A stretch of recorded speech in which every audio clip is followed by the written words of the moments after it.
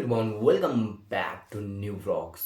आजको भिडियोमा हामी अहिले जिकेको जुन इम्पोर्टेन्ट छ नि जिकेको बारेमा हामी हरेक च्याप्टर हरेक टपिक हरेक पोइन्टहरूलाई सब टपिक्सलाई हामी विशेष गरी एकदम मजाले हामी बुझ्नेछौँ र त्यसका कुराहरू हामी के गर्नेछौँ एक्सप्लेन गर्नेछौँ। सो तपाईँले यदि जिकेको बुक छैन या तपाईँ कुनैको मलाई डिस्कस गरेर पढ्न मन लाग्छ भन्ने लागिरहेछ भने जस्ट कम हियर, किनकि हामी यहाँ डिस्कस गरेर पढ्छौँ। सो म पनि एकदम सबभन्दा अल्छी मान्छे, मलाई नि पढ्न झ्याउ लाग्छ, बट यदि कसैसँग डिस्कस गरेर पढ्न पाएँ भने मेरो एकदम सबभन्दा बेस्ट भनेको मेरो जिके हुन्छ, तर म साथी चाहिँ पाउन्न।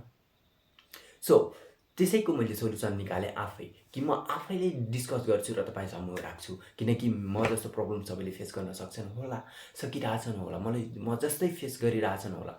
सो त्यसै कारणले म यहाँ आछु तपाईँहरूको लागि र तपाईँहरू पनि हेर्नु होला, मजाले स्क्रोल गर्दै भए पनि मसँग जिकेको बारेमा डिस्कस गर्नु होला र आफ्नो जिकेको जिके सामान्य ज्ञानको लेभल बढाउनु होला, ताकि इक्जाममा दिइराख्नुपर्छ भने इक्जाममा राम्रो होस् र यतिकै नलेजको लागि छ भने तपाईँ साथीहरूको सामुन्ने एकदम हिरो बन्न सक्नुहुन्छ। Yes I know this types of GK man, like that.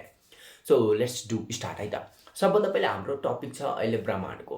ब्रह्माण्ड सामान्य ज्ञानमा जुन छ नि अहिलेको सामान्य ज्ञानको यो लोकसेवा आयोगहरूमा सबभन्दा पहिले ब्रह्माण्डकै कुरा आउँछ। सो हामी अहिलेको टपिक छ हामी ब्रह्माण्डको बारेमा हेर्छौँ, जसमा हामी सब टपिक्सकै साथमा छौँ। जस्तै अहिले हाइलाइट हाम्रो प्रश्नहरू चाहिँ कुन इम्पोर्टेन्ट आइरहेछ, जिकेहरू सामान्य ज्ञानमा कुन इम्पोर्टेन्टहरू आयो, क्वेसनहरू कुन इम्पोर्टेन्ट क्वेसनहरू आइरहेछ, सबैको बारेमा हामी हेर्नेछौँ। सो सबभन्दा पहिलाको हाम्रो छ अहिलेको विशेष भनेको स्टारको विशेष उपनामहरू के छन्। सो यहाँ 3-4वटा क्वेसनहरू छ है त। So let's do it. Long hair उपनामले केलाई चिनिन्छ? त्यसको उत्तर छ भनेको पुच्छरे तारा है त। त्यसको उत्तर लङ हेयर स्टारको उत्तर के छ? पुच्छरे तारा।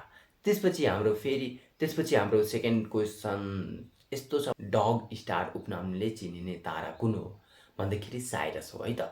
एन्सर हाम्रो के छ? साइरस। डग स्टार उपनामले चिनिने तारा भनेको साइरस हो। Okay, let's move to the next.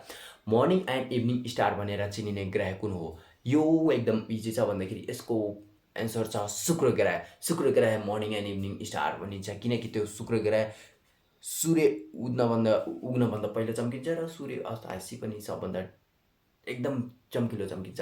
So this is called as the morning and the evening star. सबभन्दा चम्किलो तारा तपाईँ आकाशमा हेर्नुभयो भने त्यो के हुन्छ? शुक्र ग्रह हो है त। फेल्ड स्टार उपनामले चिन्ने ग्रह भनेको अरुण उपग्रह है, उहाँलाई त्यो ग्रहले के भन्छ? फेल्ड स्टार भनिन्छ। ओके, फेल्ड ग्रह उपनामले चिनिने ग्रह कुन हो? अरुण हो।